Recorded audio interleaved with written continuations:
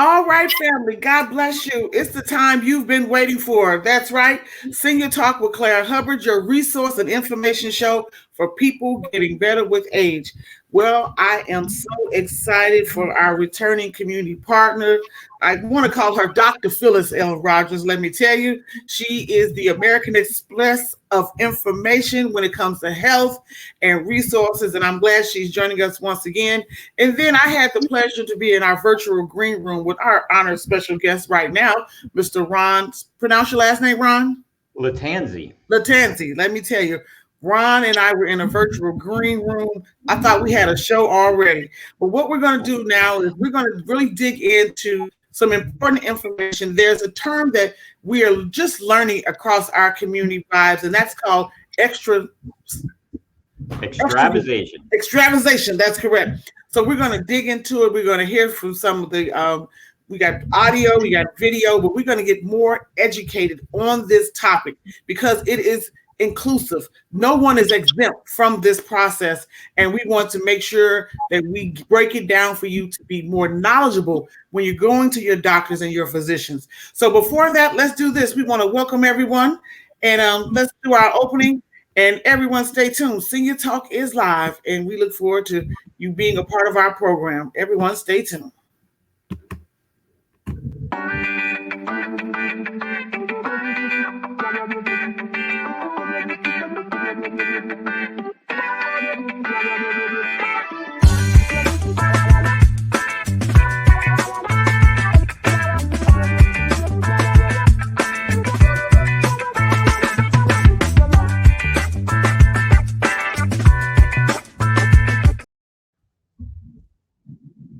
All right, everyone. As I mentioned, we are live here. You're watching Senior Talk with Claire Hubbard, your resource and information show for people getting better with age. We're also very excited to let you know that you can do yourself a huge favor and go to Senior Talk, go to clairehubbard.org/live stream and watch it on our website. We're not missing any angles. So today we have our returning community partner. Oh my goodness, Phyllis L. Rogers. She is with us, as well as Ron Latanzi. Yep. Latanzi. And we're just going to really get into the nuts and bolts of some new information that we're sharing. First of all, I just want to say, Miss Phyllis, if you care to do so, everyone knows you, but if you want to reintroduce yourself to our viewing and listening audience, please do so at this time. Sure. Thank you, Clara. And again, thank you for the opportunity. I am Phyllis Rogers. As you know, we are considered boots on the ground, Peer Plus education and training advocates. There's no community too wide or too small for us to go to. And we're always looking for new community engagements. Probably maybe 3 years ago, I was introduced to Miss Carrie Lotto. And Miss Lotto, oh my God, she had information, as you said, things we've never heard of before, within our community. And the fight to be able to get this information out here to people like myself and others that are in remission and survivorship. And for people just don't know exactly what to do or what questions to ask. So I joined this group and I am dedicated to going in when there are the Zoom work classes or webinars just to educate myself so I could bring it back to the community. But with that, Ms. Lotto was not available today, so she asked Mr. Ron Latimzia if he could come on board and talk with us, about this need and what it is that we need to understand. And Ron, if I may call you that, I would like for you to be as open as you possibly can, but simplify it also because so our listeners will understand exactly what it is that you're talking about when you say extravasation. Yep. So with that, I'm going to turn it over to Ron. So Ron, if you would like, we were in our virtual green room. Would you like me to present the video first, or would you like to, in addition to? Let me go through the topics of the, to start off with, and then I'll ask you to show the video at that point, if that's okay. Fantastic. Okay, great. Well, thanks, Phyllis, for the introduction today, and as well to Clara. we, as Clara mentioned, we strategized a little bit last night. I got very excited and started jotting down a lot of thoughts. So I've got them all in front of me right now, and hopefully they're simplified. But Clara, I do appreciate the opportunity to be here today. I'm very excited. I want to share 4 points today, and if I can get to those 4 points, that'd be great, and then answer any questions. And anybody can just email me if they have additional questions later. I want to talk a little bit about the background, and the video that Clara mentioned is going to help us go through that faster. And then I want to talk about radiopharmaceutical extravasations and how a patient can minimize the chance that an extravasation happens to them.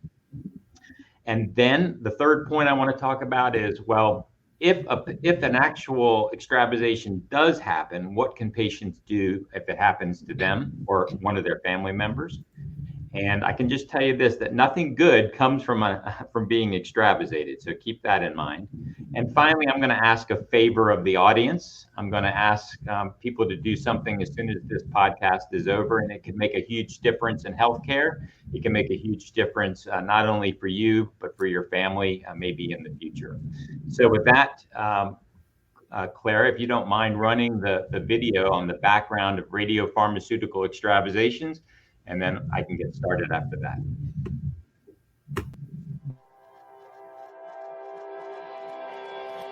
Nuclear medicine procedures provide great patient benefit and are generally low risk. However, large radiopharmaceutical extravasations can negatively affect patients and their care. To provide high-quality images, nuclear medicine centers invest heavily in the latest camera equipment and quality practices. While nuclear medicine technologists have the best intentions, not all have access to the latest training and tools, and extravasations can occur when some or all of a radiopharmaceutical is injected into a patient's tissue instead of their vein. Extravasations can go unnoticed even by the most qualified nuclear medicine staff, since most radiopharmaceutical administrations involve very small volumes and do not usually create a burning sensation for the patient. And while an extravasation can be visible when reviewing images, the injection site is not included in the imaging field of view in most nuclear medicine studies. Despite the challenges in identifying all extravasations, in 9 clinical studies, 13 nuclear medicine centers reviewed images of over 3,400 patients. The average diagnostic radiopharmaceutical extravasation rate was 15%. Most extravasations involve small amounts of radiation, but with almost 30 million radiopharmaceutical administrations every year in the United States, conservative assumptions suggest hundreds of patients are significantly extravasated every day. Over 60 peer-reviewed articles describe how these extravasations can compromise images and harm patients with additional imaging and radiation exposure, unnecessary procedures, and wrong treatments, not to mention the inconvenience and expense for patients. In addition to these negative effects, both therapeutic and diagnostic radiopharmaceutical extravasations can also result in very high radiation doses and adverse tissue reactions. And because ionizing radiation causes latent effects, patient symptoms may take weeks or even years to show. By actively monitoring administrations, technologists can know immediately when extravasations happen and take mitigation steps to minimize the impact to patients. And with proper tools, training, and improvement efforts, technologists can virtually eliminate extravasations. So patients get the most benefit with the least risk from their nuclear medicine procedures. Wow. Wow. Wow. So if you would tell us what we just heard in Sure. your terms. Yeah, that's a great point. So a little more background on the topic of radiopharmaceutical extravasations. Basically, a radiopharmaceutical is nothing more than a drug that has radiation attached to it. And most of the time, that drug and that radiation gets injected into your veins. And the radiation goes along for a ride throughout your body attached to that drug. And that drug goes somewhere where your doctor wants it to go. And then the patient gets into a scanner, like a PET scanner or a SPECT scanner. And the radiation that's attached to that drug basically most of it leaves the body and hits that camera. And this computer and a software package makes an image from what that radiation, where that radiation is coming from in your body. And so that's then the radiologist looks at the image and gives your doctor information to make sure that the patient can get the best care. Sometimes that radiation is attached to a drug to make an image. Sometimes, and this is happening more frequently today, that radiation is attached to a drug that can go right to a tumor and kill the tumor. And that it'll radiate that tumor until the tumor dies, which is great news for patients, right? And so I want to make sure that I stress this point right now, which is nuclear medicine is really important. It's really cool. It's very exciting. It has amazing benefits for patients. And if your doctor thinks that you can benefit from a nuclear medicine procedure, you should definitely listen to them, because the benefits greatly exceed the risk that come with radiation. Mm-hmm. But that benefit risk ratio really depends on all of the radiation being injected into your vein. Okay. But if some of the radiation doesn't go into the vein and it goes into the tissue around your vein, that's not good. Okay. Right. Now, extravasations happen across all medicine. But when you're talking about a radiopharmaceutical extravasation, it's a little bit different for two reasons. One, there's radiation that's now in your tissue instead of your vein. And two, most times people don't know when it's happened. Okay, so they can go unnoticed. And so that's why it's really important that patients do what they can to prevent it from happening. And then if it does happen to them, that they take the right steps to make sure that they're protected. So let's go to the questions we talked about in our green room yesterday. You know, one of the things I know through persons who are going through radiation is sometimes they'll say, I feel like I'm burning up inside. Yeah, that's great. So if a patient has a chemotherapy injection, for example, mm-hmm. and they get extravasated, they are going to feel a burning sensation in their arm, and they're going to know they're extravasated, and they can tell the nurse, oh, I think something's wrong with my arm, right? But in a radiopharmaceutical injection, they're injecting basically a half of a teaspoon of material into your body. And that drug that goes in does not burn. So if it misses the vein and it goes into your tissue, the patient doesn't know it. It doesn't swell up. And if your arms are outside of the imaging field of view, you're not going. You saw in that video big black spots right there on the arms. Mm-hmm. If your arms aren't in the imaging field of view, and if you don't feel it, and the technologist doesn't see a swelling, nobody knows that it's happened. But your images are wrong, and those images being wrong can affect your care. Does that make sense? Yes, it does. So my other question is, we have so much new advanced technology from years past. Why are we just not hearing about this? How long has this been around? I mean, where did we miss the steps? Because it seems like we would have, being myself and Miss Phyllis and her network of people, how are we just now really learning about this over the last, let's say, 3 years at best? Yeah. That is a really good question. So radiopharmaceutical extravasations have been going on since the very beginning of nuclear medicine, which is about 60 years ago. Our company makes a monitor. One of the monitors was shown in that video, but there are other monitors that are out there. But our technology we were using for something else in a study, and we happened to put our sensors on a patient's arm during the radiopharmaceutical injection, and we got really high counts in one of our injection sensors. And we were like, what the heck is this? We had no idea what it was. And they were like, oh, that's an extravasation.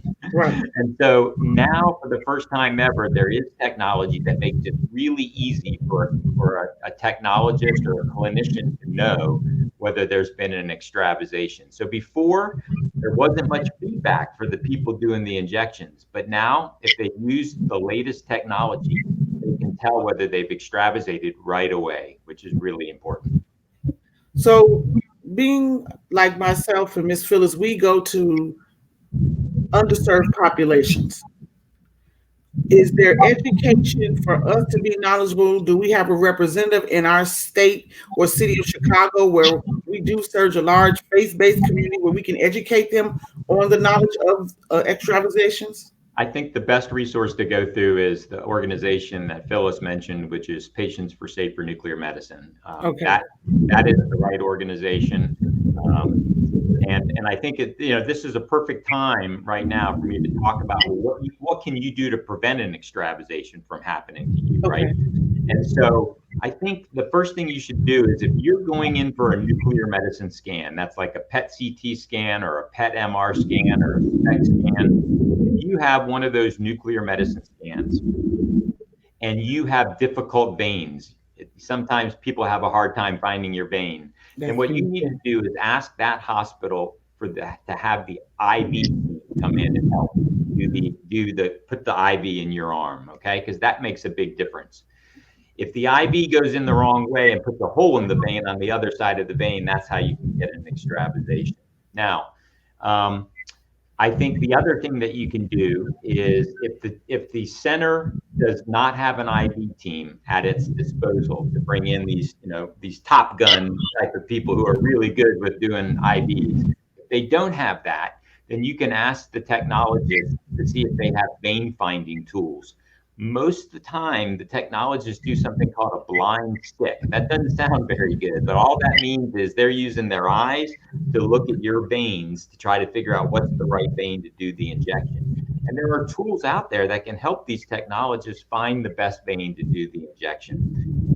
Just interestingly, and this is an important point for patients of color, it's more difficult to find a vein in a patient of color than it is in a patient that's got white skin. And so what ends up happening is patients of color may have more, we don't know for sure yet, but they may have extravasations more frequently than patients of Caucasian background. So there was just a study published out of India that showed that in this one hospital in India, they were extravasating 49% of their patients, okay? 1 out of 2 patients was being extravasated. They got a vein finding tool, and for their darker skinned patients, it really helped. And what they found was that overnight, their extravasation rate was cut in half just by adding a vein finding tool. They were down to 25%.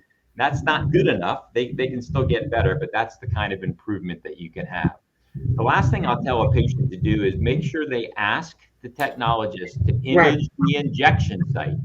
Make sure you image the injection site. So if all of your efforts didn't stop the extravasation, make sure you image the injection site so you know whether you've been extravasated or not. And then I can tell you what to do if that's happened. So through this new knowledge that we're learning now, what has been the success rate? Are there any testimonials of patients that you can say, ooh, this was the better choice for us? So ask me that question one more time. What is the success rate of the extravagance? Yeah. So in centers that have decided to look at this issue in their, and figure out whether they have, a lot of extravasations going on. A large study was done in 7 centers across the United States, and they found on average, some centers had 1 or 2% extravasation rate, some had 23%. But the centers that had high rates, when they wanted to get better, they can get better overnight. It's really impressive how fast they can improve. So, go ahead. I have a question. Yes. What type of special training should that technician have that is administering this? Is it like a regular phlebotomist?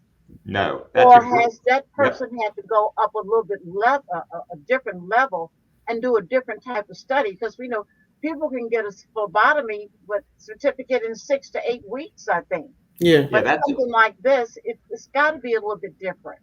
That's a great question, Phyllis. So here's the main issue. The training and the tools that the technologists use is critical for their success. And most technologists they are certified to do injections of radiation into patients. But that doesn't necessarily mean that they're certified to gain vascular access in a patient. Okay, that's a completely different. That's like being a phlebotomist. So most technologists get their training for how to do injections in patients, not in the 2-year physics school that they go to. They get it in from on-the-job training. Okay, and so that's different than compared to like a chemotherapy infusion nurse who is trained on vascular access. So the quick fix to give the technologists, to make them better, is to get them the right tools and the right training, and to keep them credentialed year after year to prove that they can still do vascular access. If in fact you do get extravasated, okay, the first thing you need to do is ask the team that's there, how much radiation was injected into my arm? And if they say, we don't have any idea, or we can't tell you, or it's too difficult to figure out, you can let them know that there's free software out there. The University of Tennessee has a website that they can go to, and within minutes, they can download some information and give the patient that answer of how much radiation is in their arm. The patient should ask, and this is an important point, the patient should ask the team, what kind of symptoms do I need to look for to see if I have a problem later on? Because this is not going to be visible necessarily on your skin. Part of the radiation that doesn't leave your body and go to the camera actually stays in your body, and it may not reach your skin. So the damage is going to be to your underlying tissue, and it can take weeks, months, or years before that damage happens. So you should ask, what kind of symptoms should I be aware of so that I can come back to you if I have a problem, right? Yeah. And you should make sure that information is put in your medical record. Make sure that information is shared with your physician so that they know that this has happened, okay? And so that, I think, are some steps that, and make sure you get an image of that extravasation in your arm.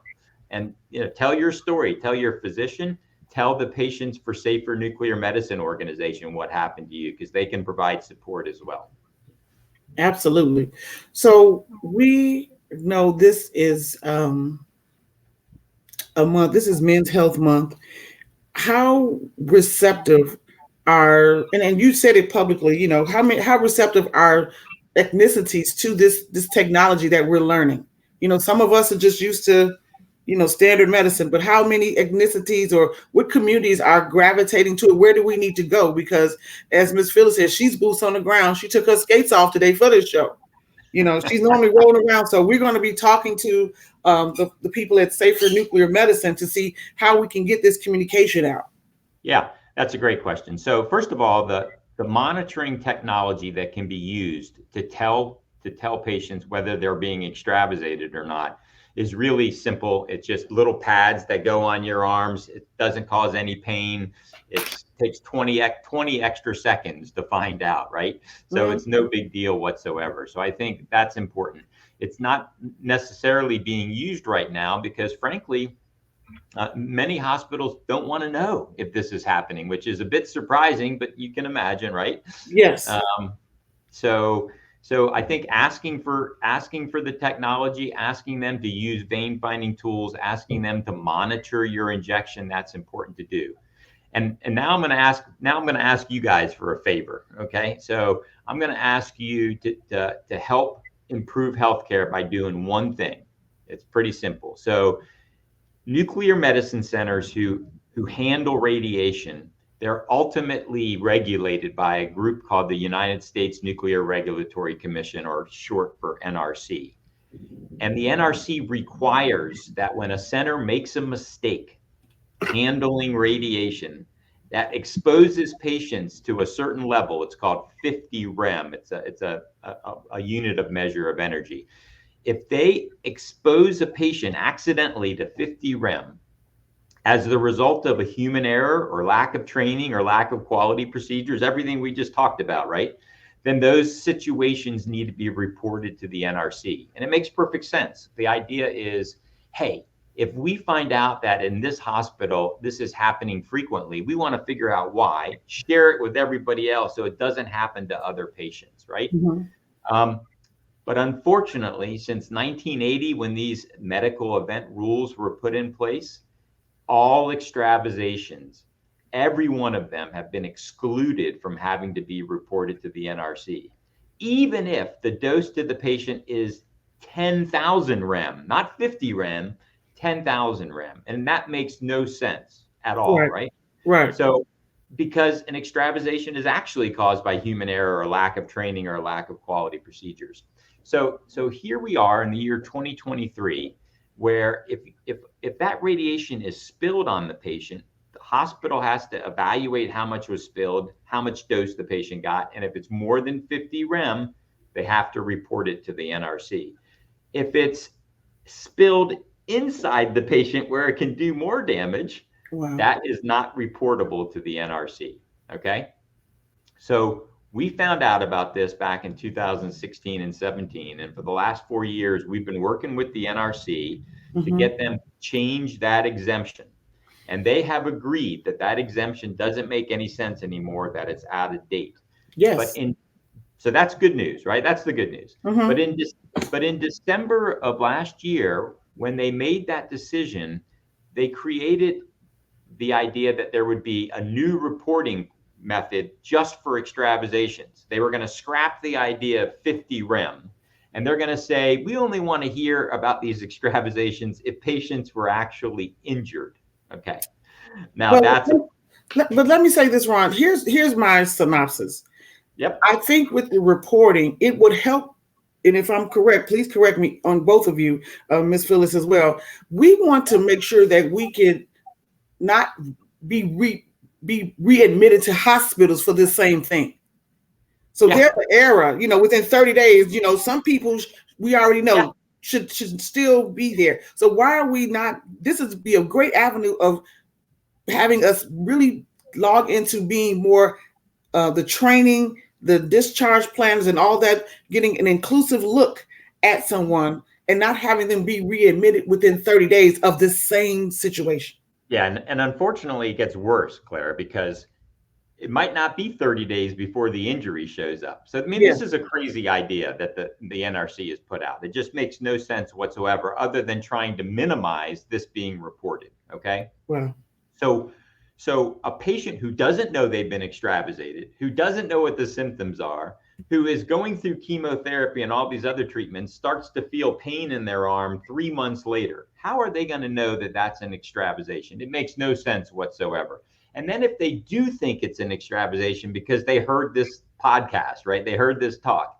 Then what they're going to do is they have to make an appointment back with the center that just caused the extravasation and have the doctor agree that that's caused by an extravasation and report it to the NRC. And they have to pay for that, right? Wow. It makes no sense. So you're saying the symptoms can be present but not be exposed until 3 months down the line? Months later, okay? Wow. All right, so that's what radiation can do sometimes. So here's what I need people to do, and I know you're going to help me. Yeah. I need people to write the NRC and say, the idea of putting the responsibility on the patient for reporting extravasations makes no sense, and it actually increases health inequities, right? It makes it harder for patients of color or patients who don't feel comfortable going back to the center that caused the medical error and reporting to them, because look, you got to go back to that center again, right? And so it's not a good situation. Simply, an extravasation should be treated like any other medical event. They should be monitored. And if it happens, they should be assessed. If it's greater than 50 rem, it should be reported to the NRC. And if that happens, it's fair for everybody, right? So it doesn't matter whether you're a white person or a black person. If you end up having an extravasation, the center's going to report it, okay? It's not going to count on you to do the reporting. And the idea is that once centers start reporting this, they're going to find ways to get those technologists trained so that they don't do this again, right? And that's great for patient care. And it may not affect you, but everybody knows somebody who has cardiology issues or oncology issues. And if you're extravasating frequently, it's going to get somebody you know, one way or the other. Wow. Can I ask a question? What is the risk of that causing blood clots? Phyllis, you're asking all the good questions. So sometimes these are called pulmonary embolisms. Sometimes if you have a big amount of radiation actually stuck in your vein, and it gets, sometimes you can have valve issues. That big slug of radiation can end up being sent to a patient's lung. I've seen that happen before on an image. That is a very, very rare event. And it's not usually caused by anybody other than the patient's anatomy. But it can happen where you get the radiation stuck in the lung. There are actually some papers written about that, but that's not related necessarily to an extravasation. An extravasation, that dose is stuck in your tissue. It's in your muscle. It's in the everybody has a small layer of fat, like right under their skin. It can be in that area, but no matter what, having radiation not where it's supposed to be is not a good thing for anybody. It's not a good thing at all. Wow. Yeah. Wow. Woo, we got some work to do. Yeah, we got a lot of work to do, and I Wow. want to make sure that we bring it home to our community. Yes. Yeah. You know, yes. I've been on these calls for a while, and you know, we're in the community all the time. The only time I hear this word is when I'm with this group, Yes. Okay. and we're in the face of providers all of the time. And when I bring it up, they kind of look at me with a like Yeah. this. They don't know. So they're not all educated on what it is. They That's don't know. That's exactly They right. do not know because it has not been a part of their curriculum, especially for people. I would think that there would be a part of it if you're going somewhere in oncology. It needs to be a part of the team, Yep. and it's not. Yeah, those your oncologists don't know when you've been extravasated. It's not in the radiology reports necessarily. It's not on the image because your arms are outside the imaging field of view. So your oncologist doesn't know, but they're using that image to determine your care, right? And that's a problem That's the problem. because So your image is not right. That's a big problem. that's a Yep. big problem. So you say right now there's only, if I heard you correctly, only 7 states that are using or No. Very, very few centers right now. Look, if me or my family member has an issue with needing nuclear medicine, I'm going to Roanoke, Virginia, to a center called Carillion Clinic. Okay. wow. They are, I think, the world leader in delivering radiopharmaceuticals safely. They are amazing at Wow. Carillion Clinic in Roanoke, Virginia. So if you have any of your audience in the Virginia area, I would go to Roanoke, Virginia. So that is, very few centers use this because it does cost a little bit of money to monitor for an extravasation, but in the end, it saves money for healthcare because you're getting the right thing done the first time, if that makes sense. Yes. So yes, is it does. this something that insurance doesn't cover? No, insurance doesn't cover quality control. They expect the center to provide the right image without. They're not going to pay people to say, I'm going to do mine a little bit better. They just expect them all to be doing it better. So. Wow, that's real time. That's real It's time. unacceptable, first of all. It's Yes, it is. Yes, it is. unacceptable. Yeah. So Last thing I'll tell you is if Yes. your audience members have any questions, go to lucerno.com. It's LUCERNO.com. You can reach me. I'm happy to help. I'm happy to get the word out. Phyllis, you want to get your feet on, more feet on the ground. I'll go with you to some of these places and tell people in person what's going on. So I'm happy to do that. I've got a wife who's a breast cancer survivor. I've got 2 little girls who now have an increased risk of having breast cancer. I don't want them going, if they ever need a PET CT scan, I would be very disappointed in myself if we don't have this fixed so that, they're not exposed, right? So we all need to work together and write the NRC and say, this is not a patient problem. This is a nuclear medicine problem and they need to solve it. So you did share with me, there's a email address that is on our screen now, rulemaking.comments@nrc.gov. So that's our starting point. But what I will ask is Ms. Phyllis, Ron, and myself, we're going to get together and whatever communication that we need to put out publicly. This is the season for healthcare festivals and all that good stuff. And this is critical information. So we should definitely be on board. And as I tell people, if you have a block club I don't care what you're doing, barbecue, veteran meeting, red hat, pink hat, we will come. We are your resource advocates. We are here to serve you and be of service. And all due justice, we want you to be informed. We're not selling you anything. We desire for you to be informed. So we would like for Ron, our new partner to Sing Your Talk. You were phenomenal, Ron. Let me say this. Woo-hoo. We appreciate you dearly. So if you would give us your closing remark at this time, that would be great. Yeah, I think there are some resources to help patients for safer nuclear medicine. That's a great resource. And Lucerna is here to help as well. But we really need patients to write the NRC and push the NRC to protect patients by putting the responsibility on the centers that deliver radiation, not the patients who are receiving radiation. That's just not right. Fantastic. And of course, the Honorable Phyllis L. Rogers, what is your closing statement today? Well, thank you, Ron, first of all. And I'm writing notes as he's speaking. So, the wheels in my head are already spinning. Yeah. I see a chat and chew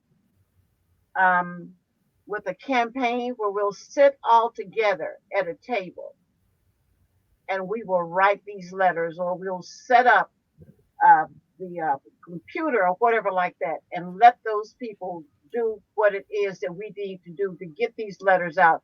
I know we've tried over the past couple of years to get our congressmen involved. Yes. We have a new congressperson now within our area that we were trying to work with. So I think it's time to revisit this, because more people are probably being exposed to this than we know and don't know what it is. Because, we see something, we go home and we take care of it on our own. That's called self-diagnosing. There you go. There you go. So we self-diagnose and do everything on our own. And when I asked him, my story is when I was going through, I would have to go weekly to get a blood draw. This particular weekend, the young lady went a little too deep in my arm. Mm-hmm. By that night, my arm had swollen up. I thought I had been bitten by a bug. When I went to the hospital that Monday, a blood clot had already formed in the back of my brain. Right. So I laid in the hospital for 3 days because she went too deep and didn't say, look, if this happens, go to the emergency room. Mm-hmm. What did I do? I came home, I put alcohol on it. I thought I had been bitten by a mosquito. Mm-hmm. But that Monday, there was a blood clot and I was on blood thinners for 6 months. Yep. These medical errors happen, and this is a medical error. Don't let anybody tell you something, don't let anybody tell you that it's your fault as a patient that this has happened. Right. Now, if you're moving around and you're moving the IV, well, then it might be your fault, right? You shouldn't do that. But this is something that can be prevented. Yep. Yeah. And she never said a word. She never said, you know what, if this happens, you need to come back. That was on a Saturday. That blood clot formed within 48 hours. That Monday I had a clot in my brain on the right side. Yep. Wow. Yeah. Well, I think I can work with you directly on our new congressman to get that. Yep. We're going to make this happen. Yeah, we'll make that happen. That's not a challenge at all. Well, not a challenge. It's done. Yes, it is. Yes, it is. So, that's just. I had to take a breath. So, and this is the challenge that I have, is that unfortunately, a lot of people won't do the follow-up on their own. They will feel something. It's just, and things are happening where you can address it at that time. If you're feeling uncomfortable in a doctor's appointment or just of that nature, just talk to someone and say, you know what, this is, maybe you, as you said, Ms. Phillips, you've been going routinely for X amount of months. And then there was an abnormal thing happening, but you're someone who's knowledgeable. We cannot just sit and let, we have to be more cognizant of the services that we're receiving and not be shameful to express our thoughts. this is affecting my livelihood, my body, my family. And sometimes we just let it go by this wayside. And unfortunately, fortunately, you're okay. But the challenge is, has she done it in addition to when no one else said anything? Yeah. But she's still in that position, and knowing that she is responsible. That's the problem. Is that the training, as you said, has to be reinstituted again and again. So I do believe in recertification. Yes, I do. Because just because we graduated 8 years ago, there's new technology, there's new things that we need to be abreast of, and new ways of treatment. So we got to get all hands on deck. Well, did you give your closing remark, Ms. Phyllis? I don't know. Yes, I did. Thank you. I'll take it away. So let me say to our listening and viewing audience, we do have the website. We'll share it in our podcast. It's going to play wherever your podcast will be listed. It's on Senior Talk with Claire Hubbard on YouTube. Thank you, Ron. Again, we will definitely be making note to reach out to the group Safer. What is it? Safer Nuclear Medicine. Yes, Safer Nuclear Medicine. And we just want to thank those who are listening and viewing in today. This has been some information that we need to be more abreast of, because it's not just us, it's those around us. And we want everyone to know that it's okay to ask questions. You're the patient. People are there to serve you. And more so, they're trained. But if you're not comfortable, say something. Right. And please don't self-diagnose. That's my favorite statement. Please don't self-diagnose. There are experts that should be able to get you an answer. If not, come to Senior Talk or Phyllis Rogers or Peer Plus, and we'll find the answer together. How about that? That's right. So everyone, thank you. My pleasure. Thank you for making this part of your day. I have been your granddaughter in the community, Senior Talk with Claire Hubbard, and we look forward to seeing you next time. Everyone, take care. Thank you. Bye.